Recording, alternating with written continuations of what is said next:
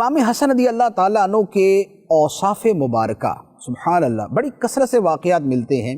آپ کی سخاوت کے واقعات، آپ کی جود و بخشش کے واقعات، آپ کے لوگوں کو مال عطا فرمانے کے واقعات بڑے حیرت انگیز. مانگنے والا اگر 1000 درہم مانگ رہا ہے تو آپ اسے 10,000 درہم عطا فرما رہے ہیں. مانگنے والا اپنی ایک چھوٹی سی حاجت لے کے آتا ہے اور آپ اسے اپنے پاس آنے والا پورا مال اٹھا کے اس کے حوالے کر دیتے. ایسی وسعت قلبی، ایسا سخی دل اور ایسا جو ہے وہ قلب کے اندر دنیا سے بے رغبتی اور راہ خدا میں خرچ کرنے کا جذبہ. سبحان اللہ، یہ سیدنا امام حسن رضی اللہ تعالیٰ عنہ کی ذات مبارک کا وصف لازم تھا. دوسرا وصف آپ کا خشیت و عظمت الہی کا استحضار، یعنی دل و دماغ پہ اللہ تعالیٰ کی خشیت اور اللہ تعالیٰ کی عظمت کا چھایا ہونا. نماز کے لیے کھڑے ہوتے تو حالت و کیفیت یہ ہوتی کہ بعض مرتبہ پورے بدن کا ایک ایک جوڑ کانپ رہا ہوتا تھا. اور آپ نے 25 حج کیے، 25 پیدل حج کیے. مدینہ منورہ سے چلے مکہ مکرمہ، پیدل چل کے گئے. حالانکہ آپ کے پاس تو اونٹ تھے، اونٹنیاں تھیں، گھوڑے تھے، سب سامان تھا، لیکن پیدل چل کے جاتے تھے. کسی نے سوال کیا کہ حضور سواریاں موجود ہیں پھر بھی آپ پیدل جاتے ہیں، حج کے لیے پیدل جاتے ہیں؟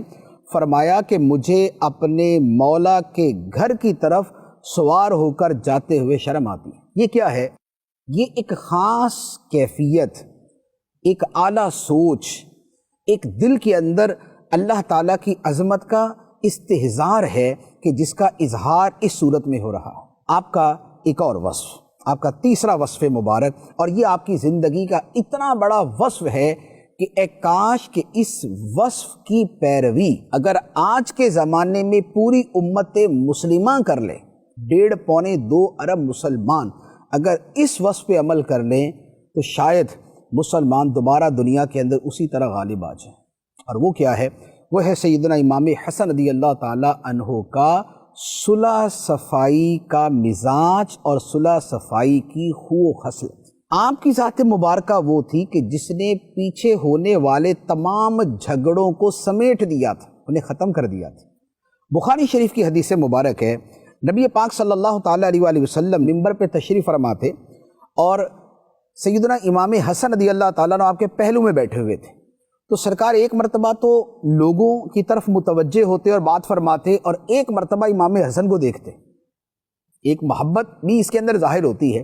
ایک مرتبہ لوگوں کو دیکھتے، ایک مرتبہ امام حسن کو دیکھتے، اور سرکار دو عالم صلی اللہ تعالیٰ علیہ وآلہ وسلم نے منبر پر ارشاد فرمایا کہ ان ابنی ھذا سید، بے شک میرا یہ بیٹا سید ہے، سردار ہے. یہ خاص امام حسن کے بارے میں فرمایا کہ میرا یہ بیٹا سید ہے، سردار ہے. وَلَعَلَّ اللَّهَ أَن يُصْلِحَ بِهِ بَيْنَ فِئَتَيْنِ عَظِيمَتَيْنِ مِنَ الْمُسْلِمِينَ. فرمایا کہ مجھے امید ہے کہ اللہ تعالیٰ اس کے ذریعے مسلمانوں کے 2 بڑے گروہوں میں صلح کروا دے گا. سبحان اللہ، سبحان اللہ. اور یہ پیشن گوئی جو تھی، یہ غیب کی خبر کیسے ظاہر ہوئی کہ سیدنا علی المرتضیٰ رضی اللہ تعالیٰ عنہ کی شہادت کے بعد امام حسن خلیفہ بنے، اور آپ خلیفہ راشد تھے، برحق خلیفہ آپ تھے. 6 مہینے آپ نے خلافت کا وقت گزارا، اور اب اس کے بعد لڑائی کی صورت بنی کہ ایک طرف حضرت امیر معاویہ رضی اللہ تعالیٰ عنہ کا لشکر تھا، دوسری طرف امام حسن رضی اللہ تعالیٰ عنہ کا لشکر تھا. اور یہ اگر لڑتا، ادھر بھی مسلمان ادھر بھی مسلمان، یہی دنیا سے جاتے، یہی شہید ہوتے. لیکن امیر معاویہ رضی اللہ تعالیٰ عنہ نے اپنا نمائندہ بھیجا امام حسن کے پاس کہ میں صلح کرنا چاہتا. انہوں نے نمائندہ بھیجا، اور جب حضرت امام حسن رضی اللہ تعالیٰ عنہ کے پاس وہ پیشکش آئی تو آپ نے اسے قبول فرمایا، اور آپ خلافت سے دستبردار ہو گئے حضرت امیر معاویہ رضی اللہ تعالیٰ عنہ کے حق میں. اب ظاہری اعتبار سے بہت سے لوگوں کے دلوں میں یہ خیال آیا کہ بھائی یہ کیا کیا گیا کہ خلافت چھوڑ دی اور آپ نے خلافت سے دستبرداری اختیار کر لی. لیکن جو اس کا نتیجہ ہوا، اولاً تو یہ کہ نبی پاک علیہ الصلوۃ والسلام نے جیسے فرمایا تھا ویسے ہوا، اور دوسری بات یہ ہے کہ وہ جو ہزاروں مسلمانوں کا خون بہنا تھا، اس صلح صفائی کی وجہ سے وہ مسلمانوں کا خون محفوظ ہو گیا۔ یہ صلح صفائی یہ تب ہوتی ہے کہ جب بندہ انفرادی اور ذاتی مفاد پر اجتماعی اور قومی مفاد کو ترجیح دیتا ہے۔ آپ خود اگر خلیفہ بنے رہتے تو لازمی بات ہے جو اس کے متعلقہ فوائد ہیں وہ آپ کو حاصل ہوتے، لیکن آپ نے وہ سارے فوائد کو قربان کر دیا۔ کیوں؟ تاکہ مسلمانوں میں صلح رہے، اور اس کا نتیجہ بھی یہی ہوا کہ بعد میں پھر مسلمانوں کی جو فتوحات کا سلسلہ ہے وہ اسی طرح شروع ہو گیا۔